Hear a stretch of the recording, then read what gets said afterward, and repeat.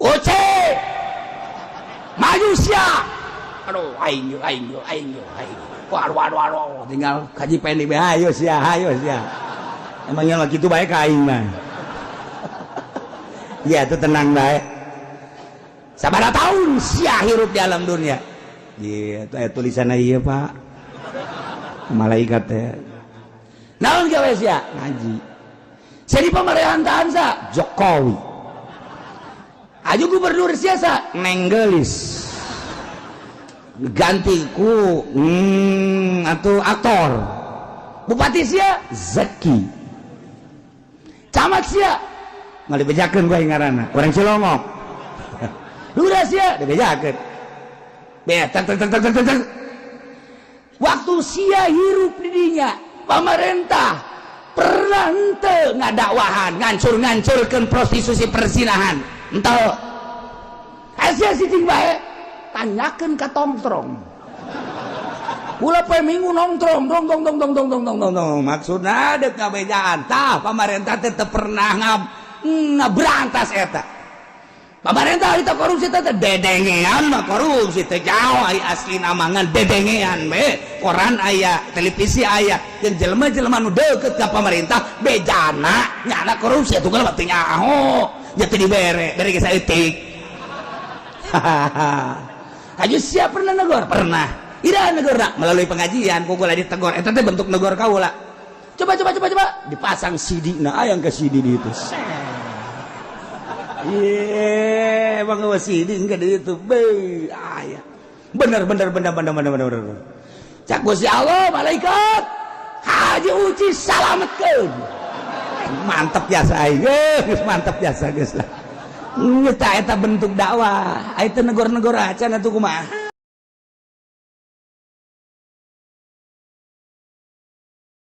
Kangjeng Nabi Musa dek berangkat ke Gunung Tursina menghadap Allah sesuai jeung panggilanana. Kangjeng Nabi Musa ngarasa teu betah sungut rada bararau. Kangjeng Nabi Musa nyiwak maksudnya supaya ulah bau ka panggihna Allah. Beres nyiwat ditegor ku Gusti Allah Musa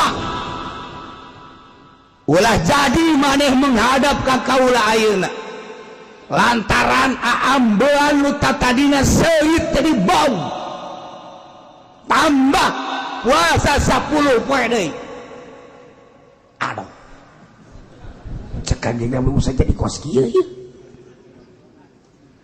gara-gara nama Kangjeng Nabi Musa barang nyiwak nu tadina dikelilingi ku malaikat teh ngelilingi Kangjeng Nabi Musa nu mantak mengelilingi Kangjeng Nabi Musa lantaran kaambeuna seungit jelema nu puasa teh kapan ambe sungutna seungit ambe irungna seungit ambe ceulina seungit ambe kelekna seungit segala rupanya seungit atuh malaikat teh jubel pada ngarariung di madi Kangjeng Nabi Musa muteran Kangjeng Nabi Musa ka mana bae ge dibarengan ku malaikat lantaran seungit anu luar biasa kadang-kadang tembong malaikat teh kadeuleu ku Kangjeng Nabi Musa cek Kangjeng Nabi Musa ieu maneh saha ieu ambalayah lobaan amat ribuan kami kaum malaikat deuk naon maneh di darieu cek malaikat kami teh ngambe sungut anjeun teh segitu luar biasa. Oh, cek Kangjeng Nabi Musa pohara orenganan puasa. Barang Kangjeng Nabi Musa nyiwak malaikat arindit kabeh. Dibere tembong ku Gusti Allah Kangjeng Nabi Musa. Hei malaikat di kamarana. Comeback. Barat orang luar negeri berarti comebacknya neta. Ya Allah, cek Kangjeng Nabi Musa dek barali ka mana? Ka negara kami deui. Emang kunaon? Bau maneh ku ari mah. Gara-gara nyiwak bau. Ya Allah, nu mantak ditegor lah ku Gusti Allah. Musa, tambah 10 poe deui. Kangjeng Nabi Musa langsung nambah puasa deui 10 poe. Karak didinya Kangjeng Nabi Musa berangkat ke Gunung Tursina mentak pantas cak Kangjeng Nabi la khulufu famin shaim atyabu indallah min rihil miski. Yakin ai mambuna sungut jelema nu puasa leuwih seungit tibatan minyak misik. Masyaallah. Coba ge lamun dulur urang babaturan urang puasa, coba kurang amban, coba sia hah gitu coba. Haji pada nurut dan hah, oh bisa utah dirinya urang. Pan teu akur sih cak Kangjeng Nabi la khulufu famin shaim atyabu min rihil miski. Pan dia boro-boro leuwih tibatan minyak misik ge jeung minyak amreh ge henteu. Kun ya aneh. Di dituna indallah munggu Allah. Ambe jelema nu puasa leuwih seungeut munggu Allah tibatan minyak misik. Ka ambe lah ku malaikat-malaikat. Madak lamun jelema loba dahar jauh ku malaikat. Ciri jelema nu loba dahar dayut betul. Asa jelema nu dayut jauh jeung malaikat. Cak nu dayut ge pan ngingung aing sia. Teu senang nu dayut, goblok teh ki uci. San pugu aing mah dayut ge jalna lain kurang dahar. Sebeudad nya eta pugu maksudna kayak gitu. Aya dayut loba dahar, aya dayut aslina ti ditu.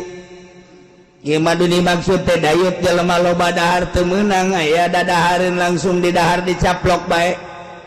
Isuk-isuk langsung kopi jeung gitu buras. Beres aya deui gemblong di dahar deui kunyana, aya deui gegeplak di dahar deui. Terus bae malah bakeur ngaji ge barang dahar bae. Naon bedana jeung orang koros eta jelema? Lamun aya jelema keur ngaji ngopi dahar eta teh bapana ore koros. Cek nu di luar sial ka aing. Atuh kadanan tapa cara Kangjeng Nabi Musa 40 tingkat menghadap ka Gusti Allah. Atuh urang mah tapa teh keur ngaji tapa atuh 2 jam doang. Ieu mah keur ngaji ge teu bisa tapa, masyaallah komo di imahna. Geus nyaho jasa aing mah di imahna mah geus pokona. Baso asup, somai asup. Kolot asup, naon deui ayo coba. Beuh budak. Naon deui kunya hayo geura. Sagala rupa diasup-asupkeun. Atuh naon bedana jeung ore koros? Eta mah lamun ore koros liwat nya ge ngadadahan sama nih ye. Sarua jeung ore koros, eri ore koros ge. Masyaallah datangkannya nama digergetan ku ucing. Emeng gregetan jasa emeng. Emeng. Nyana nyumpaan goblok teh jelema, sial teh jelema. Emang bener dahar ka tulang-tulangna di dahar. Cak emeng goblok, cak aing acan. Mantap koyana. Dahar sasakeun jak emeng mah atuh. Menteu emeng ge nyumpahan teh ku galedeng.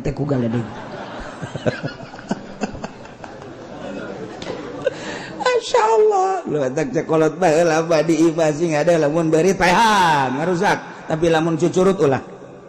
Kolot baheula mah kos kitu cucurut ulah sia ulah sok pengen cucurut. Ulah, sebab naon? Nya nama teu beukieun kana naon cucurut mah.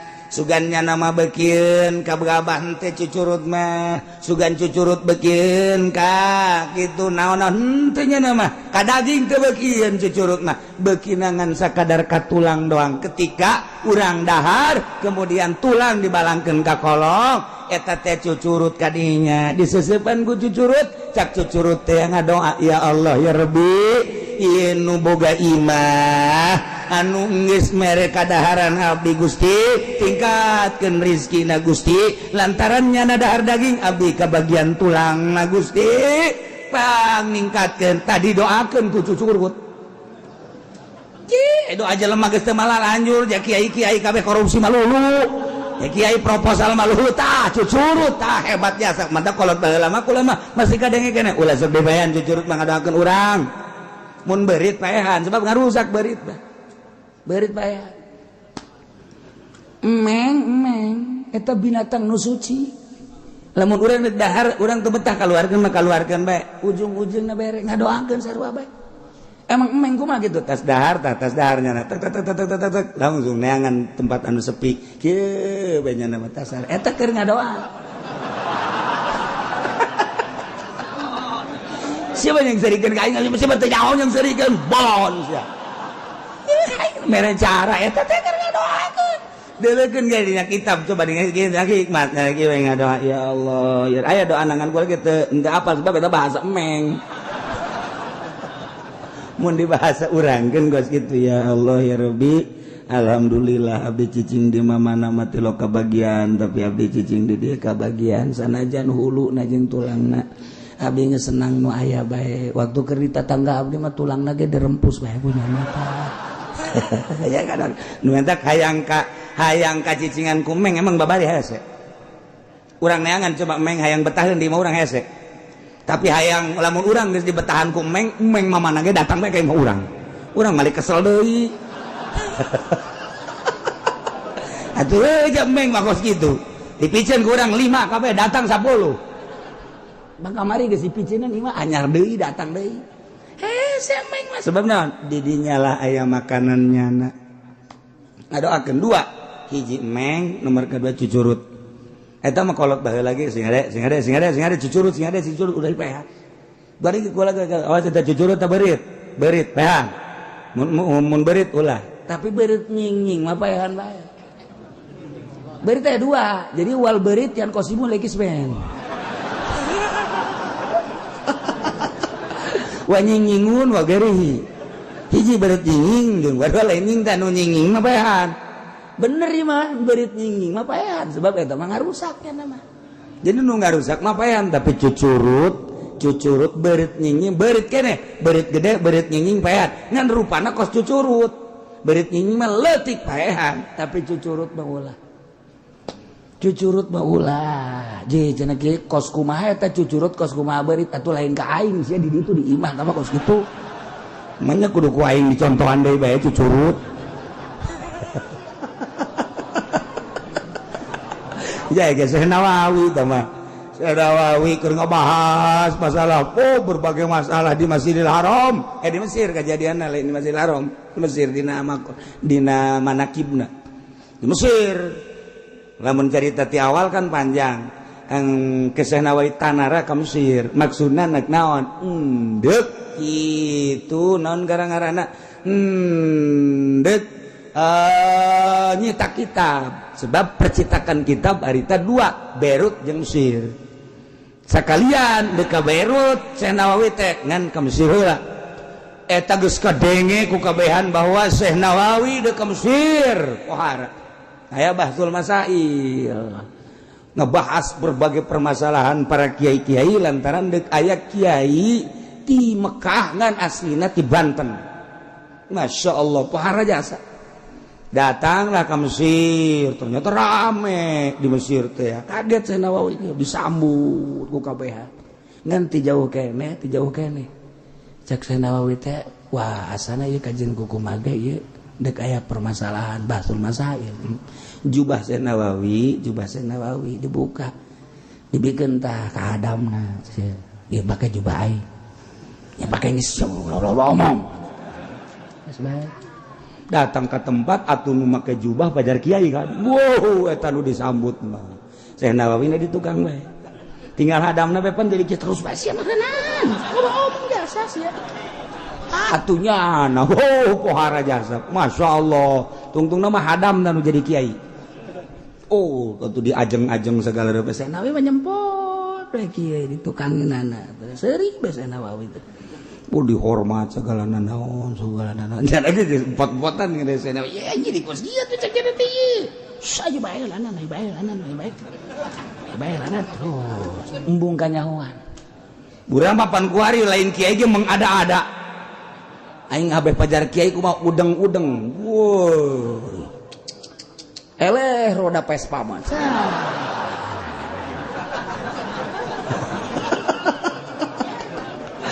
jubah 2 lapis hareudang elos penting aing pajar kiai beuladan Syekh Nawawi nu kiai asli embungeun disebut kiai bener bae bahtul masail kacaritakeun panjang ieu mah cepetna bae harita langsung kita ceramah Syekh Nawawi dipanggil nyana terus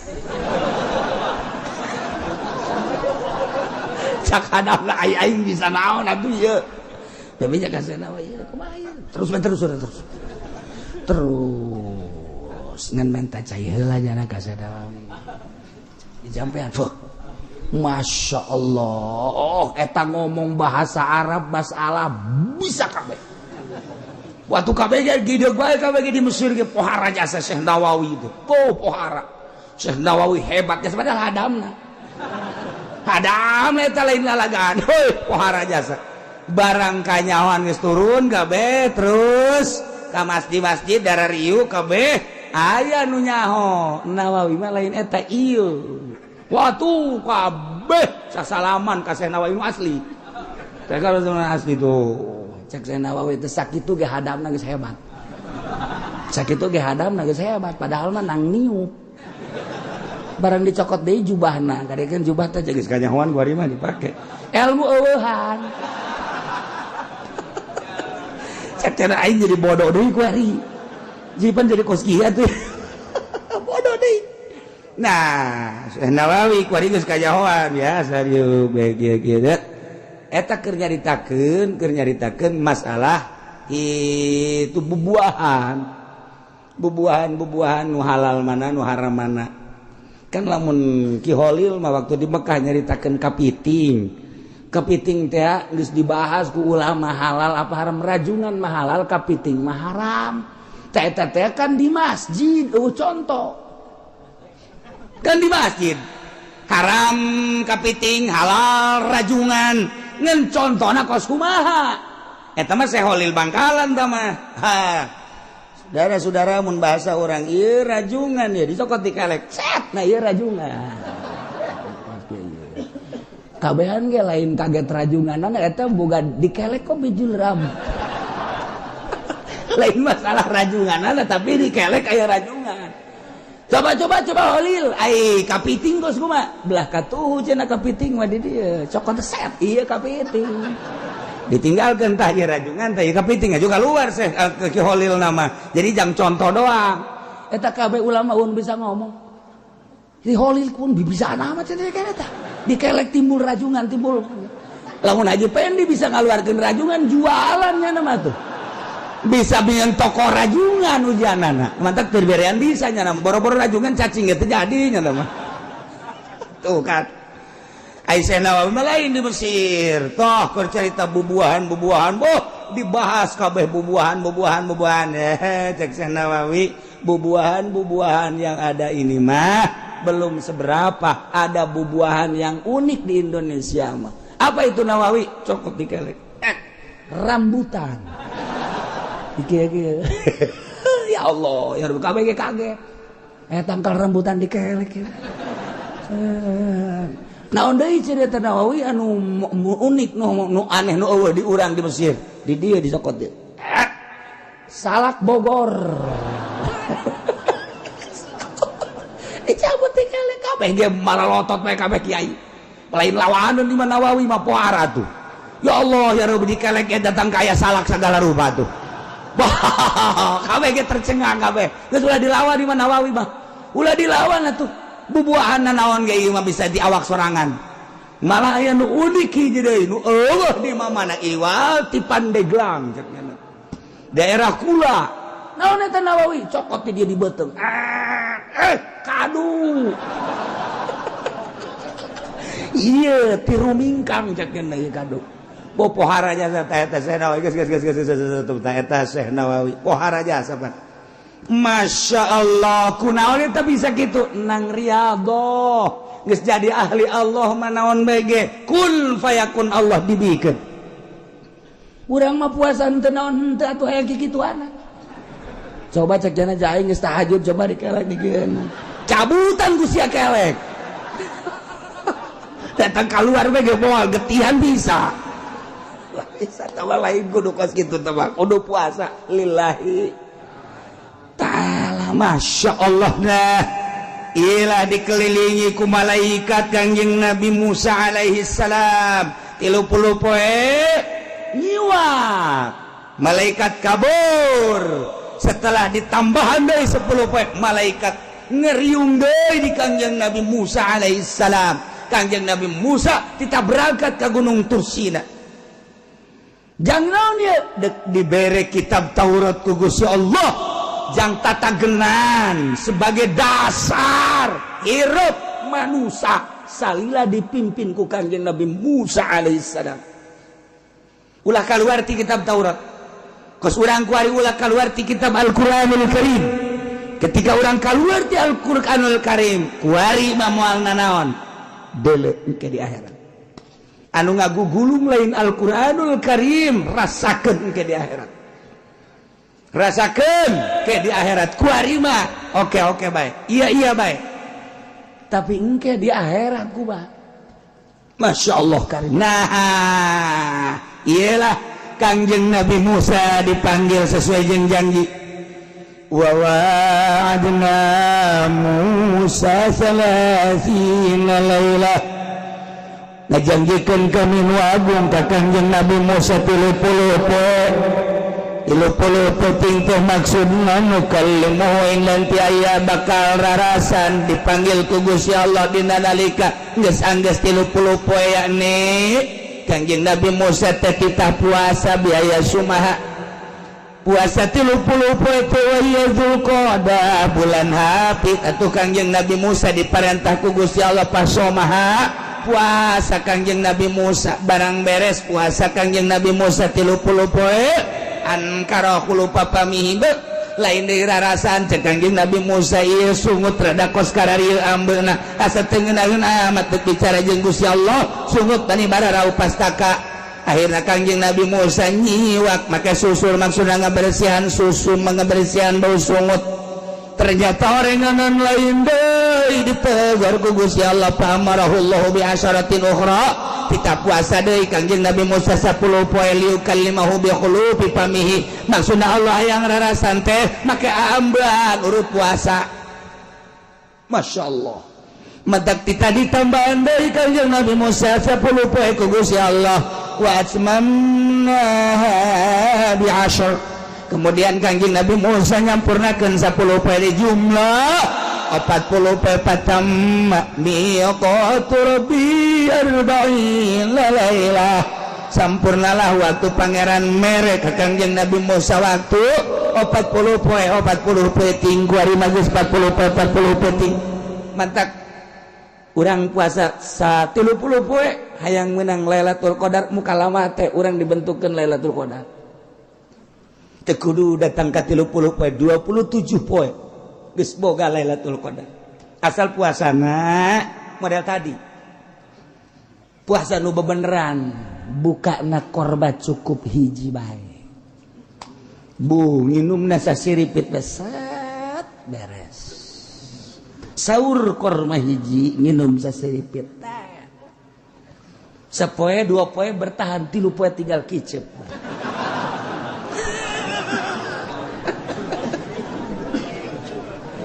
ditanya ku pamajikanna ka haji ieu puasa maksakeun amat datang ka kicep doang ieu mah hayang naon hayang Lailatul Qadar coba hudang teu kuat atuh ka haji ieu mah lain menang Lailatul Qadar ieu mah bakal dikubur kos kieu mah ka haji maksakeun teh huapan atuh aing Gusti dihuapan ku pamajikanna oh ieu orang Lailatul Qadar ieu cek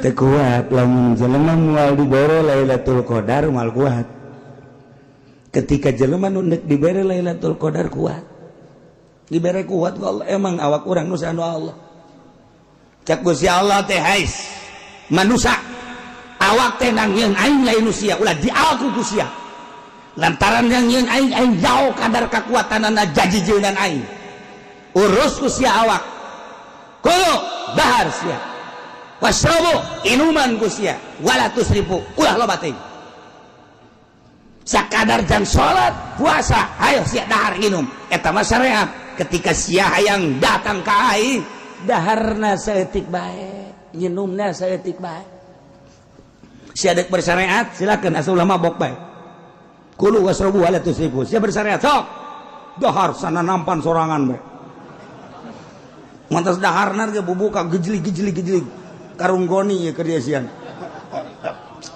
datang ka tarawih ge kita jadi imam masih siapa emang kurang gitu pan biasanya jadi imam teu kuat ya sabeuh teuing teu kuat jadi makmum bae nyawa jadi makmum ge nyawa tamat doang teu ya eta mah benang Lailatul Qadar tah puasa sah-sah bae tah betul syariat ya tapi ketika urang dek make thariqah awas cak Allah lamun tadi make syariat kuari sia make jalur khusus dek aing awas sia lamun dek aing naho kadar kekuatan awak sia leuwih tibatan jang salat jeung jang ngaji disiksa sia ku aing teu meunang bertorekat mah leuwih teuing tibatan pamaksudan leuwih teuing tibatan pamaksudan teh geus doraka Masya Allah nu mantak beda ieu mah norekat bae po ai peuting bandeng di lembur illallah beuh ai dahar sanyiru mendingan dirantai tah mah torekat kos kitu mah tuh emang norekat kumaha aja lain la ilaha illallah na norekat tah dek jalur khusus berarti teu meunang leuwih ti pamaksudan ieu teh maksudna dengan salat berarti sia lamun salat make kudu dahar jacak Allah ge tanagana kudu aya ti dahar nah daharna ukuran jang salat sabaraha huap cukup eta teh 5 huap gagendap huapna geus doraka je kumaha gitu pamajikan ku ari ieu urang teu hayang ka pamajikan haram lamun kawin lamun urang can usul haram kawinna bertentangan jeung syariat henteu sabenerna mah ieu mah dalam rangka suluk deuk ka Allah ketika jara geus usul deuk opat ge masalah memehna sebab ieu mah jadi halal pan cara bertentangan atuh jeung syariat ulah make toregat atuh sia cicing di syariat atuh ya syariat pakos kitu Kangjeng Nabi mangaloskeun kulu wasabu 100.000 ketika nek nyaan Kangjeng Nabi Musa ge Kangjeng Nabi Musa iya 40 peuting berarti kan eta kaluar ti syariat Kangjeng Nabi urang naik ka gunung apakah dahar henteu mawa roti hiji teh eta teh sabaraha poe sabulan teh mah roti hiji sabulan sia mah roti hiji boro-boro nanaon ku sorangan bae ge leg kurang kene dak euy aya kene roti aya kene dah ieu hiji deui dilegeg deui leg aya kene dak atuh teh mah sia mah lain ibadah teh mah ore koros deui bae urang mah deka Allah apa lain deka Allah make aturan Masya Allah make aturan khusus tadi mah syariat secara umum ieu mah torekat secara khusus sebab dek menempuh hakikat atuh lain deui pakaianana lain deui ketika can usul madahar lain deui sare lain deui teu meunang we ahli torekat mah sare encan tunduh teu meunang ketika tunduh keur gaji ge hees bae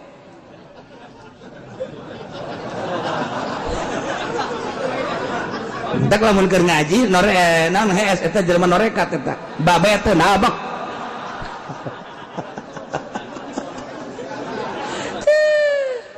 bebe jalurna itu Masya Allah nah iya Kangjeng Nabi Musa dipanggil ku Gusti Allah nah teu imkaneun Kangjeng Nabi Musa teh Musa ka dieu atuh langsung wae harita kene teu bisa make syarat Musa sia teh nabi aing sia teh rasul aing ketika deuk aing puasa heula cacak nabi dek Allah dipanggil kudu puasa heula ai kitu kunaon cak Kangjeng Nabi Musa make puasa heula beteng sia beresan heula bau ka ambeuna ku aing cak Gusti Allah boro-boro ku aing tanyakeun ka malaikat aing bau dibersihan heula ku Kangjeng Nabi Musa sapoe ngising hitut dua poe ngising hitut berdatang ke nanaonan di jero beteng teh 30 poe ka ambe bau sungut teh nyiwat tegor ku Gusti Allah pugu eta nu jang mukalamah jeung aing teh puasa tamal deui sia fa atmamnaha bi ashrin fatamma miqatu rabbih 40 lailah jadilah 40 poe ieu syarat Kanjeng Nabi Musa dek mukalamah jeung Gusti Allah di Gunung Tursina make syarat puasa heula jelema nu endeu kapanggih jeung Lailatul Qadar syarat puasa heula puasana puasa khusus kuari puasana puasa umum orang yang kapangi jeung Lailatul Qadar intip kusia di Gunung Karang datang ke pagi bae ke moal pindah sia ke Gunung Santri paling kapangi jeung tukang sao sia pindah kuari ke Banten kowo di Banten mamba ya tukang sao malulu mal bisa yang intip Lailatul Qadar mah lain di masjid sanajan di haram ge lain jaloba jelema di Masjidil Haram teu kapanggih jeung Lailatul Qadar loba jelema anu di imah bae kapanggih jeung Lailatul Qadar kumaha emang syarat kapanggih jeung Lailatul Qadar beteungna bersihan heula tina urusan-urusan dunia ikhlaskeun ka Gusti Allah kakarak intip tanggal 2 hiji tanggal 23 tanggal 25 tanggal 27 sok intip loba jelema nu kapanggih geus menang bebeja brak kaget sesuai jeung kadar derajat dirina anu langsung neuleuh aras nu langsung neuleuh Baitullah anu dibukakeun bae ieu teu kadeuleuna naon Lailatul Qadar eta teh lain di bulan Ramadan bae di bulan kuari ge berbentuk kos Lailatul Qadar teh aya nu mantak Lailatul Qadar menanyakeun ka wali mah lain bulan Ramadan di bulan-bulan biasa ge aja aya sebabnya nama manggihan terus bae malam Jumat kapanggih jeung Lailatul Qadar kamari ge orang Cilongok ieu beneran nih mah beneran nih mah nyana bangun bungaheun jasa gugula ditanya sia bungaheun apa tes kapanggih jeung Lailatul Qadar di mana di Puri sakai heran lain Lailatul Qadar di Puri jam sabaraha tadi jam 5 boloon mah budak kapanggih Lailatul Qadar atau pertama Lailatul Qadar taman Naharul Qadar aduh ampun cak jara geulis jasa tempat Lailatul Qadar meureunana maksudnya sia eta mah heran cenah kiai heran ngagenyai oh meureunnyana ngadenge surah kiai bahwa Lailatul Qadar ngagenyai di Puri kapanggih jeung ngagenyai goblok teh jelema beta urang Cilongok bareng ditanya aku ulah KTP-na mah lain urang Cilongok lain malah aya urang Cilongok mah nu kos kitu moal moal bejakeun ku aing mah pokona teh Kangjeng Nabi Musa dek muka lama jeung Gusti Allah syarat puasa heula bersihan beuteung bersihan kolbu geus boga kolbu mah Nabi berangkat wa qala Musa lahi Harun kakak Harun cek Kangjeng Nabi Musa ka dieu heula ka dieu aya naon kaula teh dipanggil ku Gusti Allah dek muka lama jeung Gusti Allah di Gunung Tursina janji Gusti Allah terek mere wahyu bentukna engke bakalna teh kitab Taurat kula teh bakal dipanggil berangkat berarti kan ka ditu ieu di Mesir teh kan sasaha maka kula titip ka anjeun kakak ukhlufni fi qaumi wa asli wa la tattabi' sabilal mufsidin hampura kakak ukhlufni jadi pengganti abdi heula kakak teh fi qaumi dina urusan kaum kadem Harun wa asli amrahum rarapi urusan ananya kade di Mesir teh aya Musa Samiri kula geus ngadenge selenting bawaning angin sanajan barican kapanggih jeung jelema lantaran kula kaburu dipanggil ku Gusti Allah kade kakak wala tattabi sabilal mufsidin ulah rek nuturkeun kana jalan-jalan karusakan nuturkeun mah meureun henteu bimuafaqatihim alal ma'asik kumuafaqat kana maksiat ge ieu teh geus nuturkeun kana mufsidin lamun pamerintahan urang kuari teh mufsidin ngarusak lantaran urang ngadenge geus pripot teh geus berbagai triliunan rupiah lamun di daerah bae korupsi berarti kan mufsidin nya eta lain dibenerkeun ieu teh pembangunan endaan diantep mufsidin berarti toh nu prostitusi nu perzinahan itu teh akan kudu diberesan diantep punyana tuh nu judi lain diberesan diantep punyana berarti kan pemerintahan mufsidin kiai kuari teu milu ngan akur bae jeung eta sarua nu mantak nu berat mah kiai anu jadi mui eta teh lamun pamarentah tengah berantas tentang prostitusi, tentang perzinahan, tengah berantas tentang perjudian, eta kiai nu terlibat di mui nu pangheulana bakal dikerbekeun di neraka. Lah ieu tah wala tattabi baca tah Qur'anna wala tattabi sabilal mufsidin, ulah sok nutur-nutur kana jalan-jalan nu tukang ngarusak. Carana bimuafaqatihim al ma'asi, ngakuran kana. Ku ngakuran mege tak eta teh geus akur. Pemerintah teu ngayakeun gerakan-gerakan amar ma'ruf nahi munkar, mui ta sirano siratu Malik.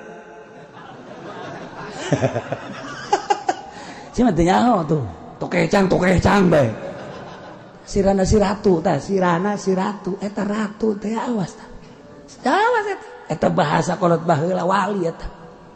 Je, emang kumaha gitu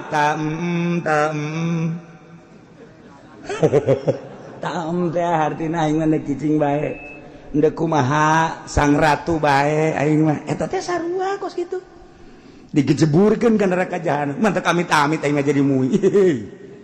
Kiai kos urang mah kos kieu tah di MUI henteu, di NU henteu, di Muhammadiyah henteu cablakna ngomong sabodo teh.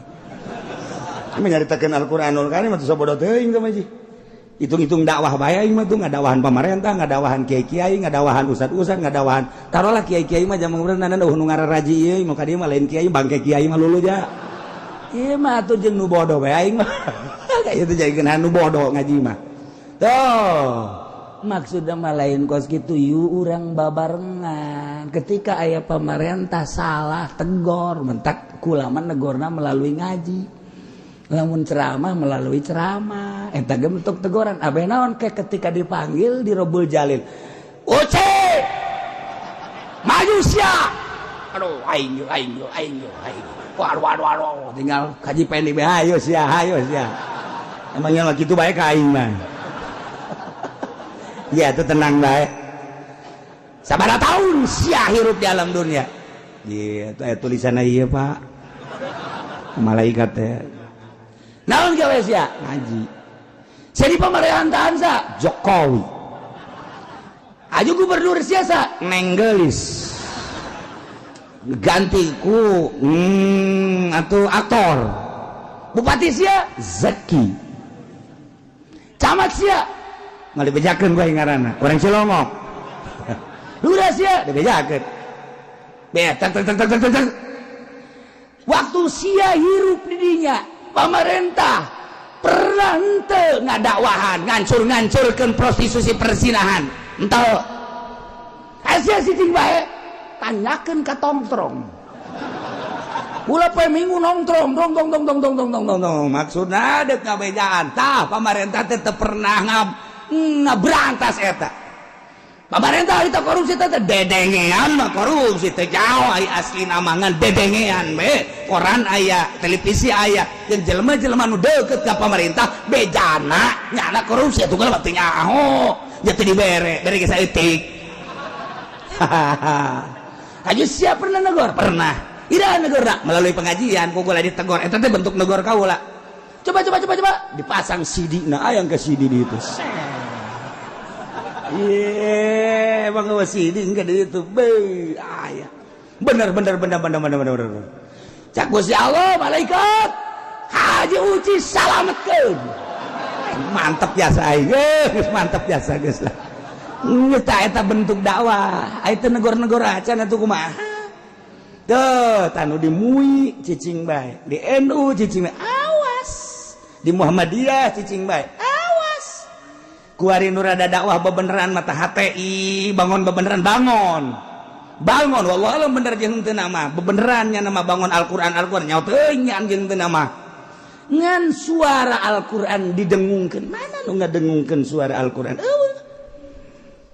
Aya ujian Banten di jerona make aturan jihad bahwa salah satu kewajiban bangsa yang umat Islam adalah jihad fisabilillah, dijadikeunlah mata pelajaran, kemudian dijadikan gitu ujian.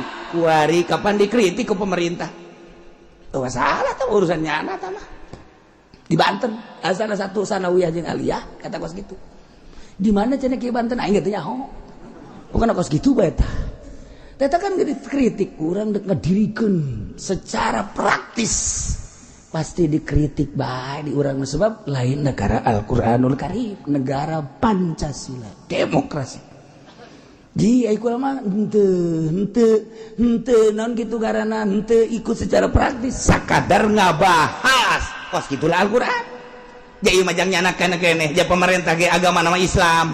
Bupati mau ditanya agamana, "Heuh, sama suruh saya turun Habib." Ya tuh neng gelis ge Islam saya. Wali di Pandeglang nu kaluan nu jarra di bupati apun eta si neng deui bae. Neng deui bae eta ku poloan urang Pandeglang. Nu dipilih neng deui bae. Eta kan berarti kan kiaina kadari itu kabeh. Nah eta engke pan kita tanggung jawab di Rabbul Jalil emang kumaha gitu. Ulah mah ngan sakadar caritakeun doa. Buat teuing di dieu ge lamun si neng mah gua lagi milih. Teh, iya. Kangjeng Nabi Musa tadi bersihan tek urang teu ngabersihan bagi hese jasa. Urang mah kadang-kadang teh lamun kurang-kurang nama kos anu katu kos cakateun naon mikiran batur sorangan bae ka Allah. Si anu mah katu nuk naon atuh mikiran batur aing sia bae tuh ka Allah mah. Kakarak rada tenang pikiran di akhirat bah engke mikiran batur bae ku sorangan tanggung jawabna lah batur di kaluar-kaluarkeun sorangan tek. Ngaji nyaritakeun urusan dunia makhluk dunia pek bae. Tapi ketika berangkat ke Allah serangan sebab nu tanggung jawab amal nu dibawa nu sorangan. Nah wa qala Musa li akhihi Harun kok cak Harun aya di ditu lain Harun sia. Ieu mah Harun kakak Kangjeng Nabi Musa alaihi salam. Ukhluk nih maneh jadi pengganti kaulanya urus kaum waslih amrahum urusan beberes masyarakat umat kade tauhidkeun ka Gusti Allah ulah salah wala tattabi sabilal mufsidin ulah nutur-nutur jalan-jalan anu rarusak kade ku cara ngamuapakatan ge ngaheuhan ge eta ge geus sarua bae mangga cek Kangjeng Nabi Harun abdi siap jadi pengganti.